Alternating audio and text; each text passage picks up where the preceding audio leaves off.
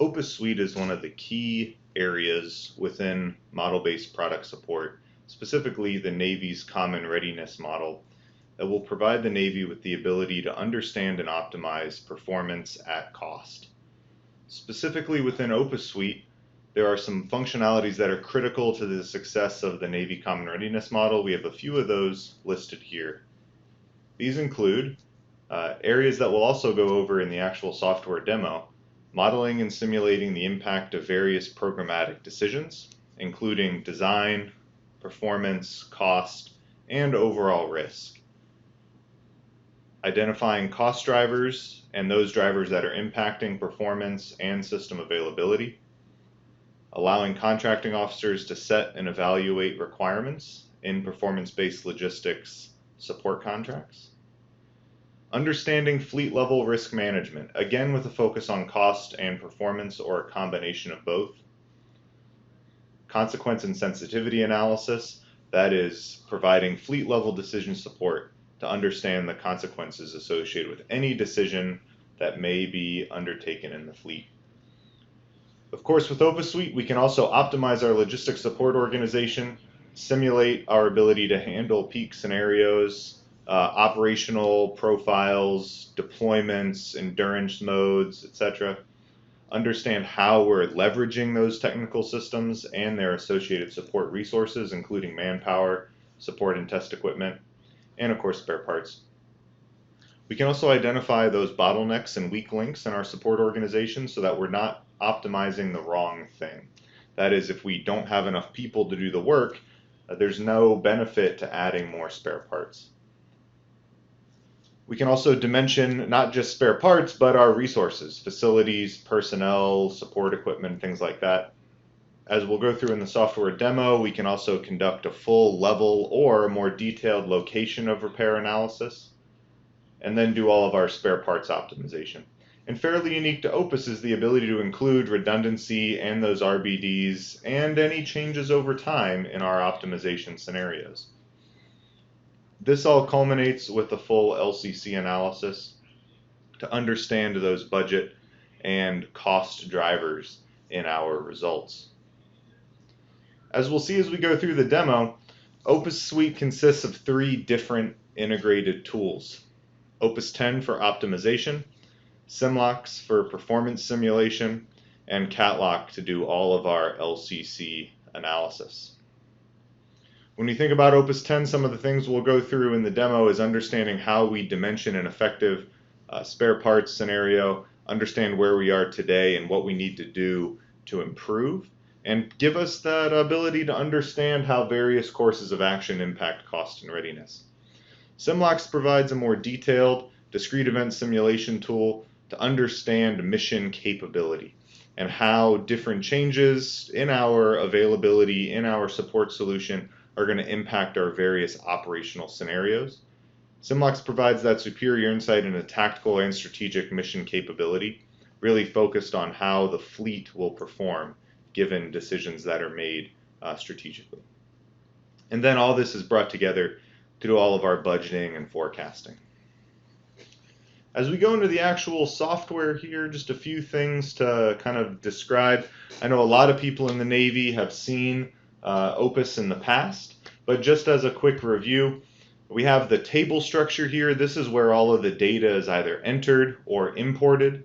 When we think about the context of model-based product support, one of the key things that is going to speed the delivery of results is the direct import from some of our systems and tools of record, as we think about importing some of our information associated with the system itself. I'll expand this view here for a moment, and what we can see is that we're able to bring in the information about 5 different platforms, in this case a carrier, a cruiser, a destroyer, a frigate, and a supply ship. Each one of these systems is made up of various subsystems. Those subsystems have some major assemblies. Those are the things here in green, or gray rather. We also have consumable parts in blue and repairable components there in yellow.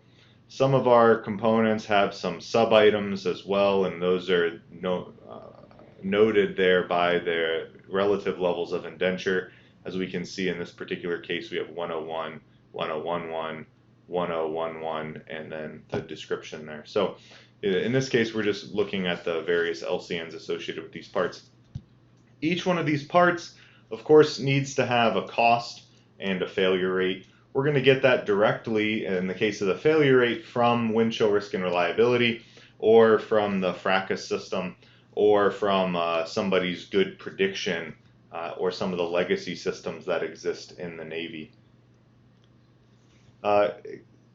Closing that for a moment, we'll come over here and look at our support organization. This would be the supply chain by which we support those deployed systems. We obviously need to understand where those systems are relative to their various support echelons. In this case, our ships are deployed, they're supported by a home base, a depot, and a repair workshop. There's lots of levels and ways in which we can have lots of customization in this, right? This doesn't always have to follow this very specific tree. If we look at some of the systems that we support today for the US Navy, for example, you can see that our support strategy can be quite complex. And we'll come back to, in this case, the AMDR system, which is one of the platforms that really does a great job of using Opus Suite. But for the purposes of our demo, we'll focus on this fleet scenario using these 5 different platforms. One of the things that we may want to do is understand, before we do any analysis, where are we today? And by that, what I mean is we'll load in all of the different resources, the manpower levels, the stock that we have on hand, the spares that are due in, the quantities of components that are fielded, and where those components are located. And in real time, we can run a quick analysis. You can see that Opus is running.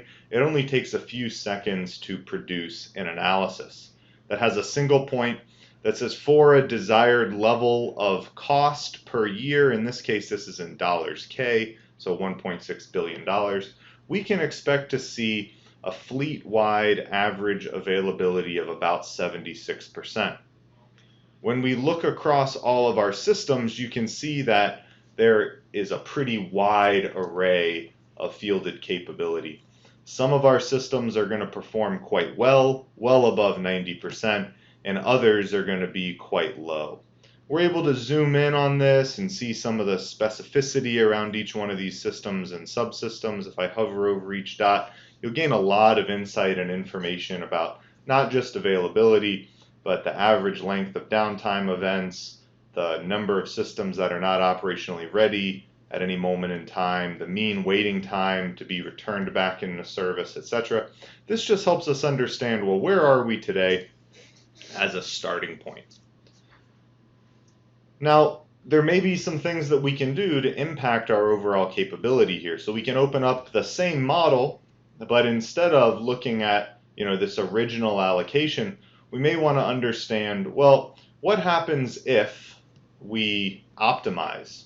Instead of going with that solution that fields 76%, what level of performance for that same $1.6 billion is potentially possible? And here we can run this model, and what we're able to see, if I zoom out a bit, is that we're really not getting the most bang for our buck. Here we can see that at 76%, A sub O, if we were happy with that, we could save a lot of money and really not make much of an investment at all. If we're happy with that $1.6 billion investment, perhaps it's better to get an 83% level of fleet-wide availability. We can see that here, that for a small savings, we could actually see an increase in A sub O of 7.7%. Now this assumes that all we're doing is optimizing the location and quantity of spare parts and people that we field.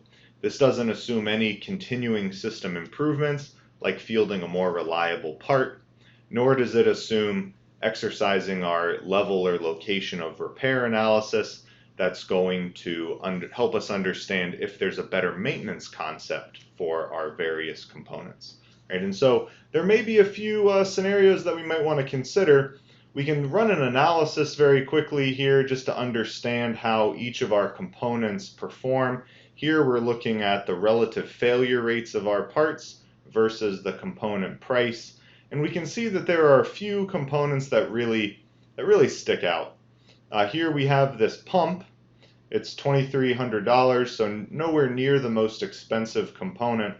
But there are a lot of repair actions in a given year. Because this component isn't very expensive, but it fails an awful lot, there may be a case where we might want to look at a repair versus discard decision for this pump. Also, it is one of the highest, in fact, the second highest failing component, so perhaps we may also want to explore whether there's a more reliable option for this pump. And in this case, we'll look at both of these scenarios very quickly. What happens if we're able to field a more reliable pump across the fleet? And we can quickly run this analysis and see that should a more reliable pump become available, we're able to see potentially some cost savings. If we look here and we zoom in a bit, we can see that that more reliable pump is the teal triangles compared to our baseline, which is that orange value. And it's potentially possible, as we zoom way in here, to see that we can get slightly higher fleet-wide availability just by switching to a single component. And so here we'll select the dot above. And what we can see is we can see some slight increases in A sub O, and in this case millions of dollars. Remember, this is in dollars K, reductions in cost. So that's good. Alternatively, we could look at just changing the maintenance concept of that pump and looking at different repair decisions. Maybe instead of our organic repair capability, we may want to explore sending it back to an OEM, or just simply throwing the part away. And again, we can do a quick level of repair analysis here. As we can see, the software runs in real time, quickly producing results in just a few seconds to look at the relative cost and effectiveness of various maintenance concepts, simultaneously optimizing the number of resources that I need to have on hand. This includes support and test equipment and personnel, as well as the number of spare parts, performing this trade-off in just a few seconds. In this case, you can see about 15 seconds to run this level of repair analysis across an entire fleet-wide model. The results, as we can see, again, it gets kind of busy here on the screen, but as I zoom in, what we can see is that between these courses of action, around that budgetary target, if I zoom in a bit here, what we can see is that the best course of action is to, in fact, find the more reliable component. Simply changing the maintenance concept gets me a slight, ever so slight decrease in cost. The majority of our A sub O and cost is going to come by going with the more reliable component and keeping with the maintenance concept that we currently have. Now, this is just one single part. We're going to see this $2+ million savings. Imagine the potential if we were to include 40 or 50 reliability improvements and understand which components we should prioritize for a reliability or maintainability improvement program or other course of action. Again, the software can be run in just a few seconds, so it's very easy to load this type of analysis up and understand, well, what's the best course of action depending on our either desired budget or desired A sub O. Now, when we think about what availability actually means, you know, there's a joke in the air community that the best way to increase our MC rate or our platform A sub O is just stop flying. You know, so what we might want to do is understand how A sub O correlates to mission effectiveness, right? And to do that, we're going to bring in all of those reliability block diagrams and all of the mission data associated with how we actually intend to use the systems. Our RBDs, as we can see here in the case of AMDR, can actually be very, very complicated. Luckily, we're able to directly import these in a table structure, whether that be in S3000L or some other format like GEO0007 or MIL Standard 1388, to make the process quite simple of building these blocks. just to zoom out on this for a second, what we wouldn't want to do is have to individually draw links between all, in this case, 888 transmit and receive modules. It's hardly visible when we zoom out on the whole entire RBD. Wouldn't be a lot of fun to do manually. Our table structure handles this in just a few lines, so quite straightforward. Looking at that fleet model for a second, that allocation, once we've decided, well, what are the optimal sets of spare parts that we want to produce, and field, and number of people that we want to have with their various skill sets and MOSs, we may say, all right, well, before we go buy any additional spares, we may want to understand the mission effectiveness of that initial 76% A sub O. And what we can see here is on average across the entire fielded time, in this case a year, we're going to accomplish 79% of the requested mission hours across the fleet. If we go up to the 90th percentile, that's the white lettering here that brings us down to 74%. So a fairly tight grouping between the average mission success rate across the replications, vice the 90th percentile. We can dig into the reasons for not accomplishing all of our time. Here we can see how availability varies over time, but we can also see the causes of system downtime. And we can see that it's not a lack of people. That would be a big grouping of orange. It's actually mostly a lack of spare parts, where we have systems that are down awaiting items. We also have very, very high utilization of our systems at various times. Some scheduled maintenance there in light blue, and unscheduled maintenance in dark blue.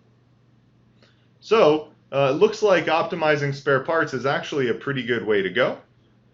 And when we compare, again, running in real time, that improved 7% increase, 7.7% increase in A sub O is actually going to result in a little bit higher mission effectiveness. In this case, a 7% increase in A sub O is going to result in a nearly 14% increase in our overall probability of mission success.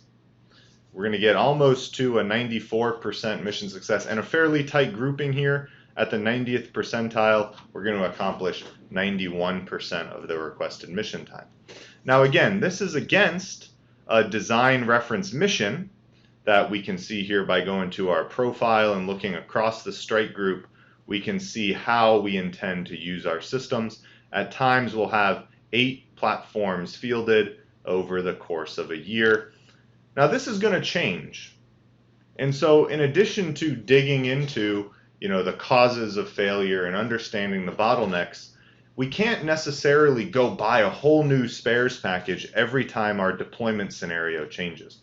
So it's also good to understand how, given potential new or different deployment scenarios, our probability of mission success is either stable or unstable. And so here we can look at how that improved allocation will perform under a slightly higher operational scenario. Looking at that for a moment, what we can see is that we're going to increase or expand the amount of time that we have 8 systems fielded.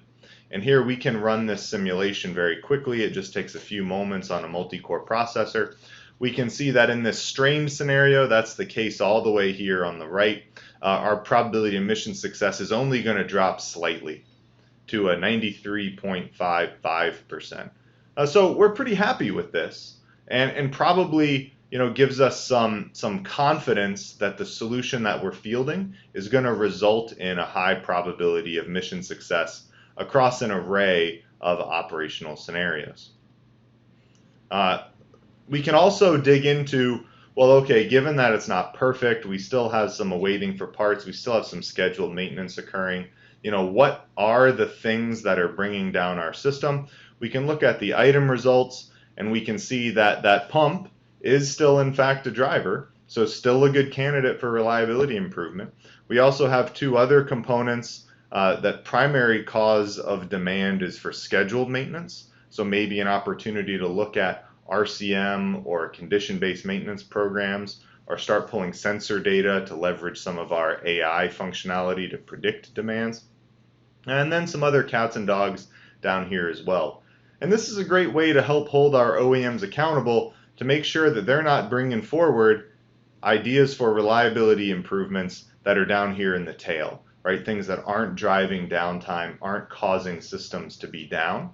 Those are the things that we're not as concerned about. We really want to focus on these over here on the left, these drivers in our A sub O. All right, so this is kind of the standard use case of Opus, and I'm showing here directly inside of Opus Suite how this works. But important to remember is we do have quite well-developed APIs. So I'll pull open a web app here as an example. Here we can upload and download files. We can import data in S3000L and export data in S2000M. We can edit models, view results, and things like that. So those same models that we were looking at before in Opus Suite directly in an analyst desktop can also leverage the cloud and its computational capability and ability to produce dashboards and reports for senior leaders and inform everyone on what exactly these models show. When we think about using Opus Suite on the ship, you might not have a sailor trained on how to use Simlox, but they might be trained on how to understand the probability or reasons for downtime over the course of an upcoming mission, with the results displayed directly inside of a web app. Again, using the power of Opus Suite in the back end, but visualizing these results through our API in the web. And because we have an API, we can really support not just our own web visualization, but web visualization interlinked with any dashboard and any tool in a common operating picture with a common look and feel for a particular customer.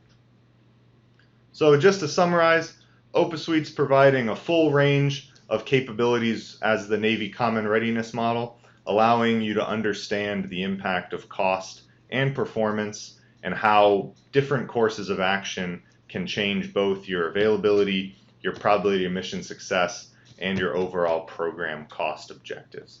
We look forward to working more with the Navy as they implement the model-based product support effort, and look forward to working with all of our partners to implement this program quite successfully. Thank you.